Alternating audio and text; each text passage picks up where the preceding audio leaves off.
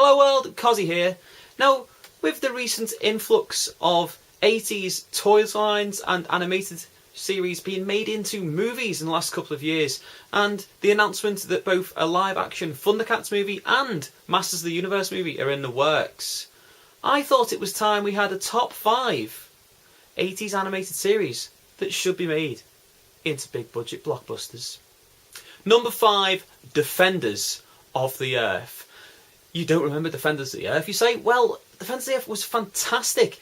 It had a team basically made up of Flash Gordon, the Phantom, and Mandrake the Magician, and their children and assistants going up against the evil Ming the Merciless in space, on Earth, on other planets, just stopping him for taking over the whole galaxy. It was brilliant. It was an action, adventure, team-up cartoon that was so very, very 80s. It was, imagine like the Avengers now.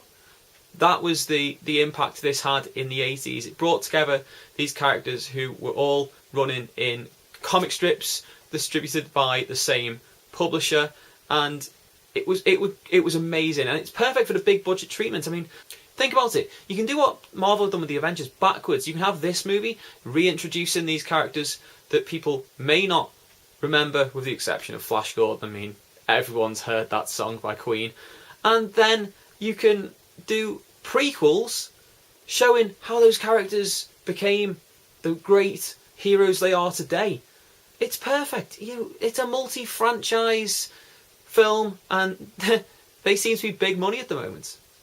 Number 4, Visionaries, Night of the Magical Light. Yeah, I know you've probably never heard that before. If you have, you're so awesome. This was an amazing TV show which was made to sell a Hasbro toy line in the same way that things like G.I. Joe and Transformers were in the 80s, in the late 80s and 87. And basically it was about the fall of technology and the rise again of magic. And you had these knights and they had chest plates with magic in them, and it was usually an animal, and they could like turn into that animal using magic, and there were good guys and there were bad guys, and they battled it out over the fallen post-apocalyptic relics of humanity. I mean, how awesome does that sound?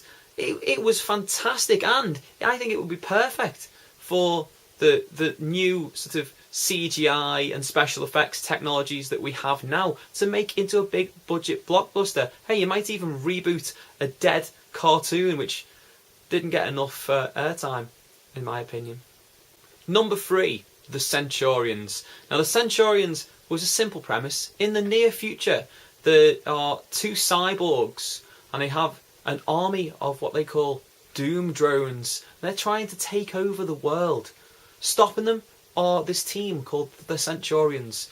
And the Centaurians have special abilities. They have exoskeletons which can attach assault weapons to based on their abilities, be it on land or air, in the sea, and they use them to fight these evil cyborgs. Now, to attach their weapons, all they have to do is shout "Power Extreme," and these weapons just come and attach to them, and they fight evil. It was a brilliant animated series in the 80s. It would be perfect for a movie. Hollywood, hope you're listening.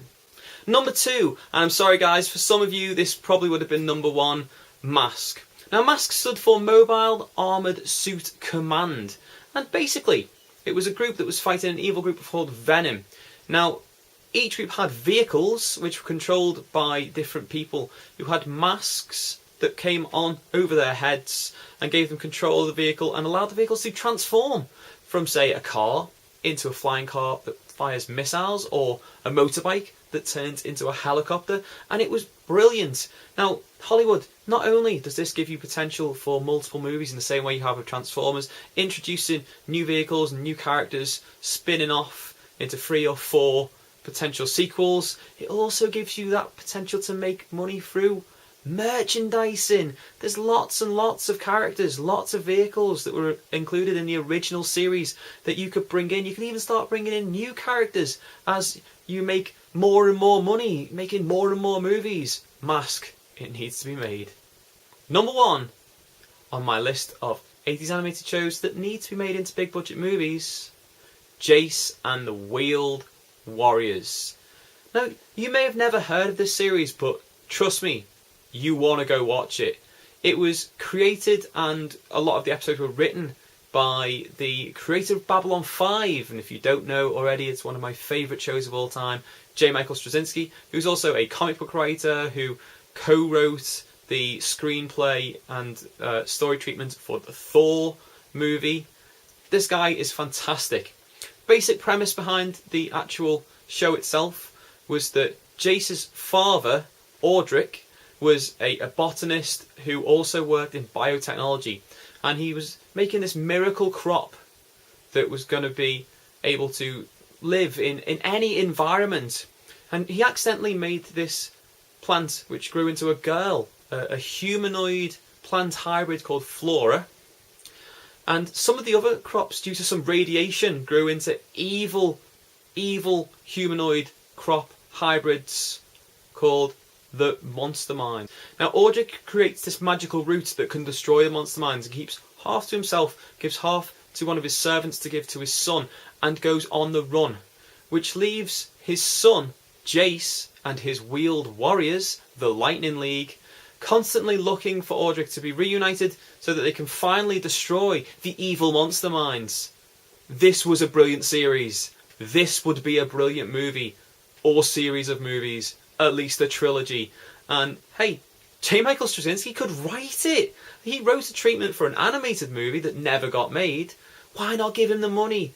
Give him a budget. Say, hey, make this a series of big budget science fiction action movies. It's got to happen. And if he does that, it's successful. Please let him make a Bab 5 movie. Okay guys, thanks for watching. As always, down there's a like button, you click on that, let me know you like this. Up there is a link to my last top 5, and also there is a link to my last geek movie review. Down there is the comment box, you leave comments about what you thought about this video, and maybe some series you think would have been better suited to this top 5. Also in the description box down there is a link to my Facebook, my Twitter and my Tumblr. Follow me, follow this channel, find out what's going on in the world of Great One Cossy. Like this video, subscribe, favourite it, send it to all your friends, and until next time, au revoir.